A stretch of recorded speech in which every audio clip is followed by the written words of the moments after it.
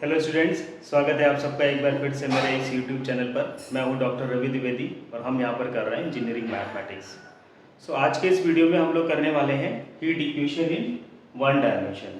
Okay, so चलिए समझते हैं कब हमारी heat equation in one dimension form होगी, ठीक है, और किस तरीके से हम लोग इसका सोल्यूशन ऑब्टेन कर सकते हैं। So please be on the video till last, it is going to be very important, right. So start करते हैं। सबसे पहले मान लेते हैं कि हमारे पास एक कोई बार या रॉड है, ठीक है, जिसकी लेंथ कितनी है, L है, ठीक है, और हमने इस बार या फिर रॉड को x एक्सिस के लॉन्ग रखा हुआ है, राइट। ये हमारा एक एंड है इस बार का जो कि ओरिजिन पे है, दूसरा एंड हमारा x = L पे है, मतलब लेंथ ऑफ द बार जो है वो L है, राइट। इसके बाद हमने क्या किया है, इसके बोथ एंड्स को इंसुलेट किया है। इंसुलेट किया है मतलब इसके दोनों एंड पे जो टेम्परेचर है वो कितना है, 0 है। इसके दोनों एंड पॉइंट्स पे जो टेम्परेचर होगा वो 0 होगा, राइट। कुछ चीजें एज्यूम कर लेते हैं, मान लेते हैं specific heat of the rod है ना, इस रॉड की जो स्पेसिफिक हीट है वो C है, डेंसिटी ρ है, cross section uniform cross section, मतलब पूरी रॉड में जो क्रॉस सेक्शन एरिया है वो सेम है और वो A के इक्वल है, ठीक है। Coefficient of the thermal conductivity है ना, इसका जो कोएफिशिएंट ऑफ थर्मल कंडक्टिविटी है उसको हम लोगों ने स्मॉल k लेट किया हुआ है, राइट। और uxt को हमने माना है temperature at point x and any time t, ठीक है। अगर हम इन सारी एजम्पशंस के साथ है ना इसका हम लोग हीट इक्वेशन फॉर्म करेंगे तो हमारी हीट इक्वेशन आएगी del u upon del t = a square del 2u upon del x2, right. यहाँ पे जो a स्क्वायर होगा वो k upon c into rho के इक्वल होगा, ओके। अब हम इसकी बाउंड्री कंडीशंस की बात कर लेते हैं। देखो मैंने पहले बताया कि हमने इस रॉड को इस तरीके से रखा है, इसके बोथ एंड्स आर इंसुलेटेड, मतलब इसके एंड पॉइंट पे जो टेम्परेचर है वो 0 है। एंड पॉइंट का मतलब क्या है कि अगर हम x = 0 ले लें है ना तो टेम्परेचर की वैल्यू कितनी हो जाएगी, 0। अगर हम x = L ले लें, L मतलब इस पॉइंट पे देखें तो भी हमारे टेम्परेचर की वैल्यू क्या है, 0। ये हमारी बेसिक बाउंड्री कंडीशन है, राइट। इसके बाद जब हम इसमें हीट फ्लो स्टडी करना स्टार्ट करेंगे, राइट, जब हम हीट फ्लो का स्टडी करना स्टार्ट करेंगे वो हमारा टाइम क्या होगा, t = 0, ठीक है। तो जब हम t = 0 पे स्टडी स्टार्ट कर रहे हैं तो वहां पे भी कुछ ना कुछ इसमें टेम्परेचर का डिस्ट्रीब्यूशन होगा, राइट। अब चूंकि वो इंडिपेंडेंट ऑफ टाइम है, क्योंकि हम वहां पे टाइम अभी हम लोग नहीं देख रहे हैं, तो क्या होगा जब t = 0 होगा तो जो हमारा इनिशियल टेम्परेचर है it is given by fx, ठीक है, it is given by fx। तो ये हमारी वन डायमेंशनल हीट इक्वेशन है, ut = a स्क्वायर uxx, ऐसे भी लिखते हैं हम लोग इसको, with these boundary conditions, right, ठीक है। तो ये हमारी हीट इक्वेशन बन गई। अब इसके सॉल्यूशन की बात करते हैं, ठीक है। तो इसका सॉल्यूशन निकालने के लिए हम लोग क्या करेंगे, method of separation of variable का यूज करेंगे, जो कि हम लोगों ने ऑलरेडी प्रीवियस वीडियो में पढ़ रखा है, ठीक है। मैं वहाँ आई टैब पे इसका लिंक ऐड कर दूंगा, तो जिसने भी अभी तक वो वाला वीडियो नहीं देखा है सेपरेशन ऑफ वेरिएबल वाला, तो पहले जाकर वो वीडियो देख लें ताकि हमें क्लियरली समझ में आए किस तरीके से सोल्यूशन बन रहा है, राइट। हमने क्या एज्यूम किया, हमने एज्यूम किया कि इसका जो सोल्यूशन है वो x × t फॉर्म में है, क्योंकि यहाँ पे दो इंडिपेंडेंट वेरिएबल है x एंड t। अगर ये हमारा इसका सोल्यूशन है तो डेफिनेटली इस इक्वेशन को सेटिस्फाई करेगा, राइट। इस इक्वेशन क्या करेगा, ये सेटिस्फाई करेगा। तो हमने क्या किया हुआ है, हमने यहाँ पर u की value del u upon del t and del u upon del x2 की वैल्यू यहाँ पे सब्स्टिट्यूट की है, ठीक है। मैं फिर से कह रहा हूँ, जिसने सेपरेशन ऑफ वेरिएबल वाला अभी वीडियो नहीं देखा है ना, प्रीवियस वीडियो जाकर के देख ले ताकि ये क्लियर हो जाए किस तरीके से हम ये ऑब्टेन कर रहे हैं, राइट। तो जैसे हम यहाँ पे सब्स्टिट्यूट करेंगे हमें इक्वेशन मिलेगी 1/x d2x upon dx2 = 1/t dt upon dt हमने इसको मान लिया किसी कांस्टेंट स्मॉल k के, राइट। अब यहाँ पर क्या करेंगे, हम इन दोनों को separately 1/x d2x upon dx2 = k रखेंगे and 1/t dt upon dt = भी k रखेंगे। जैसे हम इन दोनों को सेपरेटली k के इक्वल रखेंगे तो हमें दो डिफरेंशियल ऑर्डिनरी डिफरेंशियल इक्वेशन दे जाएंगे, ठीक है। और इसका सोल्यूशन के लिए भी मैंने ऑलरेडी वीडियो बनाया हुआ है, तो वहाँ पर जाकर देख सकते हैं किस तरीके से उसका कॉम्प्लीमेंट्री फंक्शन और पर्टिकुलर इंटीग्रल निकाल सकते हैं। तो जैसे हम इन दोनों इक्वेशंस को सॉल्व करेंगे हमें कैपिटल X और कैपिटल T की वैल्यू मिल जाएगी, राइट। हमें क्या मिल जाएगा, कैपिटल X और कैपिटल T की। तो वो वैल्यूज अगर हम यहाँ पे सब्स्टिट्यूट कर देंगे तो हमें सोल्यूशन मिल जाएगा, ठीक है। अब यहाँ पे हमने जो कांस्टेंट k लेट किया हुआ है, ठीक है, इस कांस्टेंट k को हम लोगों ने जो लेट किया हुआ है इसे हम लोग क्या करेंगे, कैटेगराइज करेंगे। कैटेगराइज करने का मतलब कोई कांस्टेंट है, पॉजिटिव भी हो सकता है, नेगेटिव भी हो सकता है और जीरो भी हो सकता है। तो 3 केसेस के लिए हम लोग इसका सोल्यूशन देखते हैं क्या बनेगा। मान लेते हैं कि जब हमारा k इज इक्वल टू क्या था, नेगेटिव नंबर था, k is equal to minus lambda square less than 0, ठीक है। तो जब k is equal to minus lambda square में लेस देन 0 लिया हुआ है तो इसका सोल्यूशन क्या आएगा, इसका सोल्यूशन आएगा uxt is equal to c1 cos lambda x plus c2 sin lambda x c3 e to power minus lambda square t, ठीक है। मैं फिर से कह रहा हूँ कि इसके सोल्यूशन के लिए आप लोगों को प्रीवियस वीडियोस देखने पड़ेंगे। अगर आप ये basic ordinary differential equation solve नहीं कर पा रहे है ना, तो फिर थोड़ा सा डिफिकल्ट होगा इनका सोल्यूशंस ऑब्टेन करना। और ये है ना प्रीवियस ईयर का कॉन्सेप्ट है, तो मैं उस पर डीपली नहीं जा रहा। फिर हमने क्या किया, k को पॉजिटिव लिया हुआ है, k is equal to lambda square. तो जब हम k को पॉजिटिव लेंगे, लैम्डा स्क्वायर लेंगे, तो हमें सोल्यूशन ऑब्टेन हो रहा है c4 e to power lambda x plus c5 e to power minus lambda c6 e to power lambda square t, right. जब हमने k को 0 लिया तो हमें थर्ड सोल्यूशन ऑब्टेन हुआ c7x plus c8 into c9, right है। अब इन 3 solution से हमारा कौन सा सोल्यूशन है जो हीट इक्वेशन के लिए परफेक्ट है, हमारा कौन सा सोल्यूशन जो हीट इक्वेशन के लिए परफेक्ट है।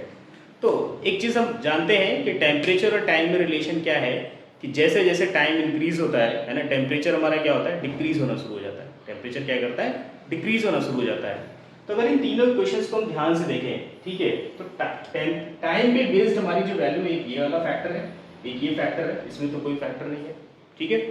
जैसे जैसे हमारा टाइम इंक्रीज करेगा, है ना, जैसे जैसे क्या होगा, हमारा टाइम इंक्रीज करेगा, तो देखो यहाँ पे ये तो टाइम से इंडिपेंडेंट ही हो गया, है ना, इसका तो कोई मतलब ही नहीं बन रहा है। यहाँ पर देखते हैं c6 e to power lambda square t, अगर t इंक्रीज करेगा तो क्या होगा, यहाँ पे तो पॉजिटिव है, e टू पावर अगर पॉजिटिव वैल्यू है तो क्या करेगी, ये भी इंक्रीज करेगा, है ना। e का ग्राफ कैसा होता है, इंक्रीजिंग होता है। तो ये क्या पर जैसे जैसे t इंक्रीज करेगा ये भी इंक्रीज करेगा। ये क्या होगा, जैसे इसमें t इंक्रीज करेगा ये डिक्रीज करेगा, ठीक है। जब ये डिक्रीज करेगा तो हमारा टेम्परेचर की वैल्यू भी क्या होगी, डिक्रीज करेगी। इसका मतलब हम लोग फर्स्ट वाला जो केस है इसे हम लोग एज अ सॉल्यूशन कंसीडर करेंगे, राइट। मान लीजिए हमारा ये सॉल्यूशन आ गया, ठीक है। अब ये सॉल्यूशन आ गया तो इसमें अननोन्स हमारे पास c1 c2 c3, ठीक है। इन अननोन्स की हमें क्या चाहिए, वैल्यू निकालनी है, तभी हमारा कंप्लीट सॉल्यूशन बन पाएगा। उन अननोन्स की वैल्यू हम लोग कैसे निकालेंगे, बाउंड्री कंडीशंस का यूज करके, ठीक है, बाउंड्री कंडीशंस का यूज करके, ठीक है। तो कैसे हम लोग बाउंड्री कंडीशंस का यूज करेंगे, ये हम लोग with the help of a question समझेंगे, ठीक है। मेरे हिसाब से सॉल्यूशन समझ में आ गया होगा। हम लोग method of separation of variable use करेंगे, u equal to x into t let करेंगे, यहाँ से del u upon del t निकालेंगे, del 2u upon del x2 निकालेंगे, दोनों वैल्यू यहाँ सब्स्टिट्यूट करेंगे, ठीक है। तो हमारी दो, है ना, इंडिविजुअल इक्वेशन आ जाएंगी ऑर्डिनरी डिफरेंशियल इक्वेशन के फॉर्म में, दोनों को k के इक्वल टू लेट कर लेंगे। फिर k को हम लोग, है ना, एक बार पॉजिटिव लेंगे, एक बार नेगेटिव लेंगे, एक बार जीरो लेंगे, इस तरीके से हमारे सारे सॉल्यूशंस आ जाएंगे, राइट। एग्जाम में हमें क्या करना है, हमें ये सारे सॉल्यूशंस, अगर ये सॉल्यूशन हम याद रख पाए, है ना, अगर ये सॉल्यूशन हम लोग याद रख पाए तो हमारे लिए बहुत ही बेनिफिशियल होगा, ठीक है। क्या करेंगे हम लोग, method of separation of variable का यूज करेंगे, ठीक है, और हम डायरेक्टली दिखा सकते हैं the solution of this heat equation is given by this one. तो क्या होगा, टाइम सेव होगा, ठीक है, और क्वेश्चंस में क्लियरिटी बढ़ जाएगी। अगर आप इसी क्वेश्चन का सॉल्यूशन निकालने में ही फंस गए तो फिर आधे क्वेश्चन में दिमाग ही नहीं लगना है ना, राइट। तो चलिए हम लोग देखते हैं किस तरीके से हम लोग बाउंड्री कंडीशंस का यूज कर सकते हैं इस क्वेश्चन की हेल्प से। क्वेश्चन हमारा क्या है, इस क्वेश्चन में हमसे बोला गया है कि find the temperature in a bar of length 2 whose ends are kept at 0, ठीक है। इसका मतलब क्या है, both ends are insulated, है ना, दोनों एंड्स क्या है, इंसुलेट किए गए, ठीक है।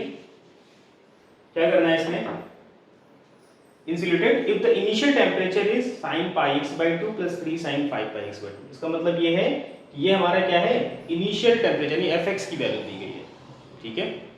अब सेम इक्वेशन बनेगी, है ना, इक्वेशन क्या बनेगी इसकी, क्योंकि हीट इक्वेशन है, ठीक है, बाहर है यानी वन डायमेंशनल फ्लो हो रहा है, तो वन डायमेंशनल की हीट इक्वेशन क्या बनती है, del u upon del t is equal to c square del 2u upon del x2, ठीक है। बाउंड्री कंडीशंस लिख लेते हैं, क्योंकि दोनों एंड्स इंसुलेटेड है, तो इसका मतलब क्या है कि जब हम ऑरिजिन पे होंगे और या फिर जब हम दूसरे एंड पे होंगे, मतलब 2, t दोनों पे टेम्परेचर की वैल्यू क्या है, 0 है, ठीक है। फिर इनिशियल वैल्यू क्या है, यानी कि इनिशियल वैल्यू का मतलब यू एक्स कॉमा जीरो, ये हमारा जो एफ एक्स होता है इसकी वैल्यू में क्या दी गई है, sine pi x by two plus 3 sine 5 pi x by two, right. चलो अब हम क्या करेंगे, सोल्यूशन तो हमें पता है कि जब इसको सिंप्लीफाई करेंगे तो सेम सोल्यूशन मिलना है ना, हर बार हमें वही सोल्यूशन मिलना है, बस सिर्फ क्या होगा, बाउंड्री कंडीशन चेंज होगी और अकॉर्डिंगली सोल्यूशन चेंज होगा, ठीक है। तो सोल्यूशन इज, सोल्यूशन ऑफ इस इक्वेशन को अगर 1 मान लें, solution of 1 is given by uxt is equal to, ठीक है, c1 cos lambda x plus c2 sin lambda x and c3 e to power minus lambda square t, right. चलिए पहली boundary condition use करते हैं, u 0 t is equal to 0, ठीक है। तो क्या करेंगे हम लोग, x की जगह 0 रख देते हैं, x की जगह क्या रखेंगे, 0 रखेंगे। तो x की जगह जब 0 रखेंगे तो साइन वाला टर्म तो कंप्लीटली 0 हो गया, ये c1 cos 0 इसकी वैल्यू c1 होती है, इनटू क्या आ गया, c3 आ गया, और यहाँ पे आ गया e to power minus lambda square t, और ये वैल्यू इसकी इक्वल टू 0 की। अब यहाँ पर 3 टर्म्स हमारे पास है ना, e to power minus lambda square t है, c3 और c1 है, इनमें से किसी एक को तो 0 होना है डेफिनेटली, ठीक।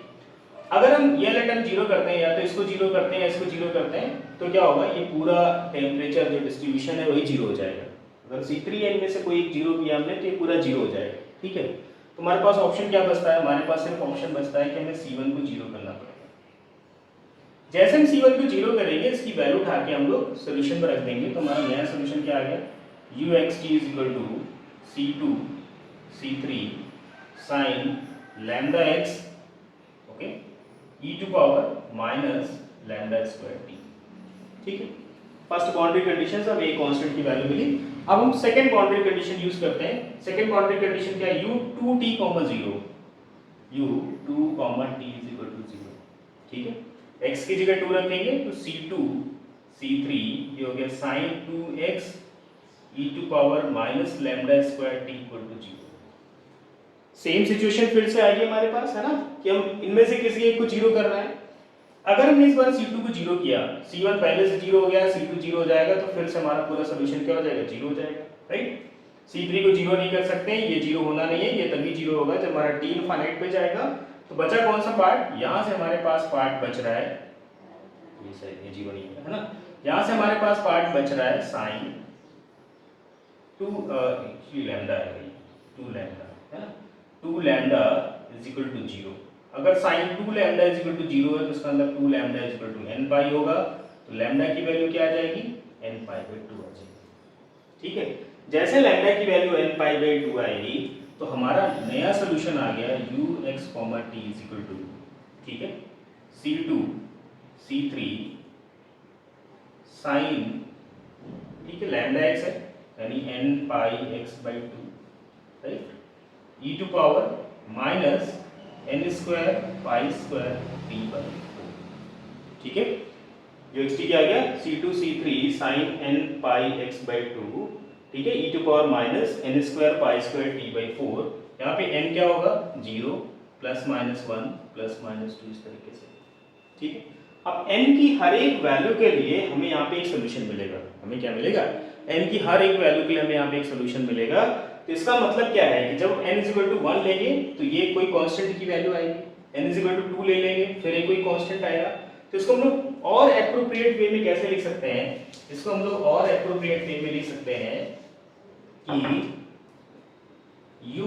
unxt, ठीक है, unxt इज इक्वल टू, इसको मान लेते हैं bn sin n pi x by 2 and e to power minus n square pi square t by 4, ठीक है, n square pi square t by 4। और इसके अलावा क्या होगा, ठीक है, राइट, ये हो गया हमारा। अब देखो यहाँ पे जितने भी solution n is equal to 1 के लिए एक सोल्यूशन मिलेगा, 2 के लिए भी एक सोल्यूशन मिलेगा, है ना, इस तरीके से हमें इसको सारे सोल्यूशन मिलेंगे। तो हम लोग क्या कर सकते हैं, यहाँ पे हम लोग यहाँ पे इसको कर सकते हैं, कंप्लीट सोल्यूशन लिखने के लिए हम इन सारे सोल्यूशंस को ऐड कर लेंगे। तो n is equal to 0 to infinite कर लेते हैं, ठीक है। माइनस इनफाइनाइट से इनफाइनाइट भी कर सकते हैं हम लोग, ठीक है, माइनस इनफाइनाइट से इनफाइनाइट भी कर सकते हैं, बट एक्चुअली टेम्परेचर पर निगेटिव लेने का कोई मतलब नहीं बनता, ठीक है। टेम्परेचर डिस्ट्रीब्यूशन जो हमारा है इनिशियली 0 पे है, ठीक है, इनिशियली हमारा कितने पे 0 पे टेम्परेचर हमने रखा हुआ है, ठीक है। तो हम लोग इसको 0 से इनफाइनाइट ले लेंगे, 0 टू इनफाइनाइट, ये हमारा बन गया bn sin n pi x/2 e to power minus n square pi square t/4, ठीक है, ये हमारा बन गया, राइट। अब इसके बाद हमें क्या करना है, बस हमारे पास अब सिर्फ एक ही अननोन बचा है, वो है bn। हमें इसकी वैल्यू निकालनी है, हमें क्या करना है, इस bn की वैल्यू निकालनी है। तो इसके लिए हमारे पास क्या है, हमारे पास एक थर्ड कंडीशन है।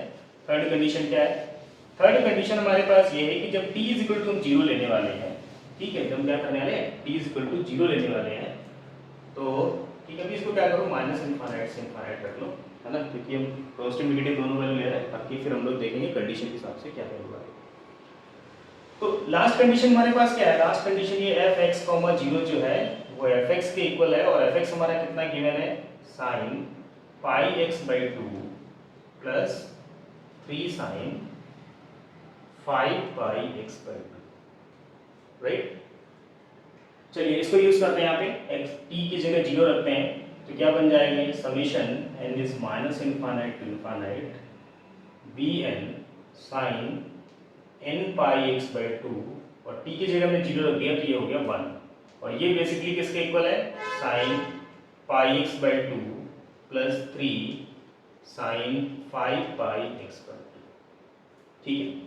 अब अगर इसको हम कंपेयर कराएंगे, यहाँ देखो हमें टर्म्स कौन से मिल रहे हैं, साइन मतलब n नेगेटिव के लिए यहाँ पे मिलना है और पॉजिटिव के लिए मिलना है, तो जितने भी नेगेटिव वैल्यूज यहाँ पर रखेंगे उसके लिए यहाँ पे कोई भी टर्म नहीं है, मतलब उन सब के लिए b माइनस इनफाइनाइट की वैल्यू तो हो जाएगी 0, b माइनस n ऐसे करके लिख लेते हैं, ठीक है। मतलब ये समझने के लिए बस है कि b माइनस n जहाँ पे भी आएगा उसकी वैल्यू आ रही 0, क्योंकि नेगेटिव वाला एक भी टर्म यहाँ पे नहीं है, ठीक है। जब पॉजिटिव हम लोग रखेंगे तो पॉजिटिव में जब b 0 रखेंगे, यानी n 0 रखने पे तो 0 ही होता है, ठीक है। b1 जब n 1 रखेंगे यहाँ पे, यहाँ b1 आएगा, यहाँ sin पाई x/2 आएगा, sin पाई x/2 का कोएफिशिएंट क्या है 1, तो b1 की वैल्यू 1 आ जाएगी। जब b2 रखेंगे, n की जगह 2 रखेंगे, तो ये बनेगा sin पाई x, और पाई x वाला यहाँ पे कोई भी टर्म नहीं है, इसका मतलब b2 की वैल्यू भी 0 होगी, ठीक है। इसी तरीके से हम जब इसे कंटिन्यू करेंगे तो b3 भी 0 आ रहा है, b4 भी 0 आएगा, हमें फाइनली क्या मिलेगा, b5 की वैल्यू मिलेगी, क्योंकि जब n 5 रखेंगे तो ये बनेगा sin 5 पाई x/2, तो b5 की वैल्यू क्या आ गई, 3 आ गई, ठीक है। तो b1 1 मिलेगा, b5 3 मिलेगा, और इसके अलावा जो बचे हुए टर्म्स हैं वो सारे के सारे क्या होंगे, 0 ही होंगे, ये सारे के सारे क्या है, 0, ठीक। तो फाइनल सॉल्यूशन इसका हम लोग कैसे लिखेंगे, फाइनल सॉल्यूशन हम लोग इसका लिखेंगे uxt is equal to, right, क्या मिलेगा, एक तो b1 की वैल्यू 1 मिलेगी, तो यहाँ से क्या आएगा, यहाँ से आएगा sin pi x/2 e to power minus, ठीक है, और n की जगह 1 रख रहे हैं, तो ये हो जाएगा पाई स्क्वायर t/4, ठीक, प्लस रेस्ट सारे क्या है, 0 है, सिर्फ b5 वाला टर्म मिलेगा, तो n की जगह 5 रख देते हैं, क्या आ जाएगा 3 sin 5 pi x/2, right, e to power, यहाँ पे n की जगह 5 रखेंगे तो माइनस 25 पाई स्क्वायर t/4, ये हमारा क्या है, इसका कंप्लीट सॉल्यूशन है, ये क्या है हमारा इसका कंप्लीट सॉल्यूशन है, ठीक है। आई होप ये पार्ट समझ में आया होगा कि किस तरीके से हम लोग इसको कर रहे हैं, ठीक है। नेक्स्ट क्वेश्चन और भी इंपॉर्टेंट होने वाला है, क्योंकि अभी जो हमने क्वेश्चन किया उसमें क्या था, both ends are insulated. Next part में क्या है, केवल एक ही पार्ट जो होगा वो इंसुलेट होगा, ठीक है, एक ही एंड जो है वो इंसुलेट होगा। तो देखते हैं जरा कैसे हम लोग इसको कर सकते हैं। सेकंड क्वेश्चन जरा देखते हैं।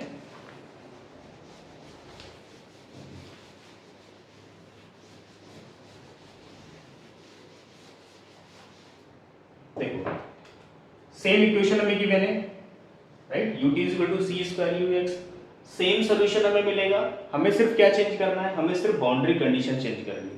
तो u not equal to infinity, t tends to infinite, t जब इनफाइनाइट की तरफ टेंड्स करे तो u इनफाइनाइट ना हो, है ना, ये कंडीशन पहली, इसका मतलब ये इंश्योर करता है कि हमें फर्स्ट वाला सॉल्यूशन कंसीडर करना है, राइट। दूसरी कंडीशन क्या है, पार्शियल डेरिवेटिव ऑफ ux 0 है जब x की वैल्यू 0 है, ठीक है। तीसरी कंडीशन u की वैल्यू 0 है जब x इक्वल टू l है। इसका मतलब एक एंड तो इंसुलेटेड है ना, पर दूसरा एंड x इक्वल टू 0 पे u की वैल्यू 0 नहीं है, ऐसा हमें नहीं दिया गया है। और फिर ये हमारा फंक्शन कैसा है, कांस्टेंट है, ठीक है। चलिए बना लेते हैं जरा हम लोग इसका इस क्वेश्चन को। तो हमने सोल्यूशन क्या लेट किया हुआ है, सोल्यूशन हमारा uxt equal to c1 cos lambda x plus c2 sin lambda x c3 to power minus lambda square t। पहली कंडीशन हम लोग यूज कर लेते हैं ux equal to 0। So ux 0 t है ना, तो ux पहले तो निकालना पड़ेगा, तो पहले तो हम लोग ux ही निकाल लेते हैं। इससे इसको पार्शियल डिफरेंशिएट कर देते हैं विद रिस्पेक्ट टू x, तो क्या आ जाएगा minus c1 lambda sign lambda x plus c2 lambda cos lambda x, and ये वाला पार्ट हमारा एज इट इज है c3 e to power lambda square t। ठीक, अब क्या करना है, इस पे x की जगह 0 रख दो और यहाँ पे रख दो t। ये कितना आ जाएगा, x की जगह 0 रखेंगे तो ये बन जाएगा पूरा 0, ये हो जाएगा c2 lambda c3 e to power minus lambda square t, right. चलो देखो यहाँ पे, और ये वैल्यू किसके इक्वल है, ये वैल्यू इक्वल टू 0 के। क्या बनेगा यहाँ पे c2 c3 एंड लैम्डा, तो गेस कर लिया होगा कि हम किसको 0 करने वाले हैं। यहाँ से हम लोग किसको 0 करने वाले हैं, c2 को 0 करने वाले हैं, ठीक है। हमने क्या किया यहाँ पे c2 को 0 कर दिया, ठीक है।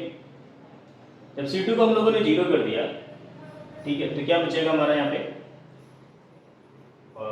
देखो यहाँ पे एक चीज हो रहा है, लैम्डा को भी 0 ले सकते हैं, पर अगर हम लोग लैम्डा को पे 0 ले लेंगे तो ये टर्म 0 होगा और यहाँ से cos जो 0 है 1 हो जाएगा, c1 बचेगा, तो ये हमारे टेम्परेचर क्या हो जाएगा, इंडिपेंडेंट फ्रॉम x हो जाएगा, है ना। तो इसलिए लैम्डा को हम लोग 0 नहीं ले सकते हैं, क्योंकि हमारा टेम्परेचर है ना पॉइंट्स पे भी डिपेंड करेगा, है ना, x की वैल्यू पे भी डिपेंड करेगा।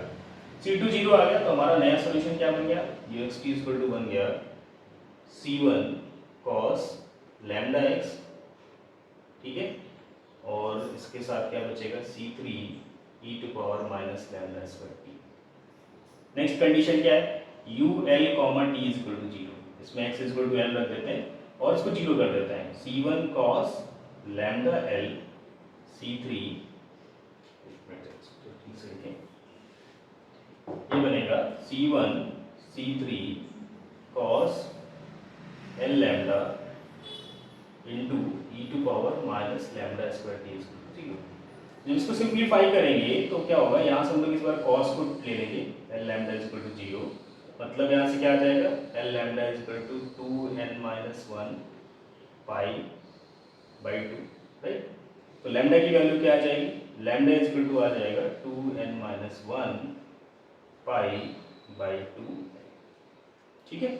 cos l लैम्डा को 0 रखेंगे तो लैम्डा की वैल्यू हमको ये मिलेगी, यहाँ पे रख देते हैं सोल्यूशन में, तो हमारा सोल्यूशन बन गया uxt इज इक्वल टू, ठीक है, c1 c3 cos lambda x means 2n minus 1 pi by 2l e to power minus 2n minus 1 pi by, ठीक है, 2l, ये 2l है, ठीक है, 2l, और इस पूरे का स्क्वायर रहेगा, मतलब ये भी स्क्वायर आ जाएगा, ये 4 हो जाएगा और यहाँ पे l स्क्वायर आ जाएगा, और इनटू क्या आ जाएगा, इनटू आ जाएगा t, ठीक है, 2n minus 1, okay, 2n minus 1 pi by 2l, इसका होल स्क्वायर हो गया और ये t आ गया, ये बन गया हमारा अब सॉल्यूशन। अब जो हमें नेक्स्ट कंडीशन गिवन है, नेक्स्ट कंडीशन में क्या गिवन है कि जो ux, 0 है, ठीक है, ये हमारा बेसिकली क्या है, ये हमारा u0 यानी कि कांस्टेंट है, ठीक है। तो देखो जरा इसको हम लोग कैसे यूज करेंगे इस कंडीशन को। तो अभी हमने बताया कि हमारा अगर इस तरीके से सॉल्यूशन आता है, ये n पे डिपेंड कर रहा है, तो हम इसको समीशन फॉर्म में बना लेते हैं। कैसे बनेगा जरा देख लेते हैं। तो हमारा जो कंप्लीट सॉल्यूशन दिया जाएगा, है ना, फॉर ईच n हमें एक सॉल्यूशन मिलेगा, तो हम क्या करेंगे, सारे सॉल्यूशंस को ऐड कर लेंगे, तो हमें एक सॉल्यूशन मिल जाएगा uxt is equal to summation n is minus infinite to infinite लिख लो, फिर 0 टू इनफाइनाइट भी लिख सकते हैं, ठीक है। और क्या आ जाएगा यहाँ पे, c1 c3 को मान लो bn, ये हो गया cos 2n minus 1 pi upon 2l, यहाँ पे x भी आएगा, ठीक है, lambda x into e to power minus 2n-1 whole square pi square t by 4l square. ठीक है यार, जैसे हम इसमें t इक्वल टू 0 रखेंगे तो ux 0 की वैल्यू जो u नॉट है वो किसके इक्वल आएगी, समेशन n बराबर 0 to infinite bn cos 2n-1 by 2l pi into x। ठीक, अगर इस सीरीज को हम लोग ध्यान से देखें तो ये हमारी फोरियर कोसाइन सीरीज बन रही है। कैसी बन रही है, फोरियर कोसाइन सीरीज बन रही है। तो जब ये हमारी फोरियर कोसाइन सीरीज बन रही है तो इसका हम लोग ये जो कांस्टेंट टर्म होता है, ये कांस्टेंट टर्म हम लोग निकालते हैं bn equal to 2/l integral 0 to l। ठीक है ना, फिर क्या होता है, ये fx होता है ना, ये fx होता है तो fx into cos 2n-1 pi by 2l into x और ये dx। ठीक है, कुछ नहीं करना है, सिंपल सा इंटीग्रल है, u नॉट कांस्टेंट है, बाहर आ जाएगा, इसको x के रिस्पेक्ट में इंटीग्रेट कर देंगे, साइन के फॉर्म में बन जाएगा, लिमिट अप्लाई कर देंगे, जो bn की वैल्यू आएगी वो हम लोग यहाँ पे रख देंगे इस वाली इक्वेशन में, तो हमारा कंप्लीट सॉल्यूशन आ जाएगा। राइट, तो ये तरीका है heat equation in one dimension को सॉल्व करने का। ठीक है, तो आज की वीडियो में बस इतना ही। अगले वीडियो में हम लोग इसकी कुछ और कंडीशंस पे जो क्वेश्चंस बन सकते हैं, लाइक स्टेडी स्टेट पे, ठीक है, non homogeneous boundary conditions, okay, homogeneous boundary conditions, okay, इस एटसेट्रा, तो कुछ क्वेश्चंस और हम लोग देखेंगे अगले वीडियो में। आज की वीडियो में बस इतना ही, तब तक के लिए bye bye, take care, thank you.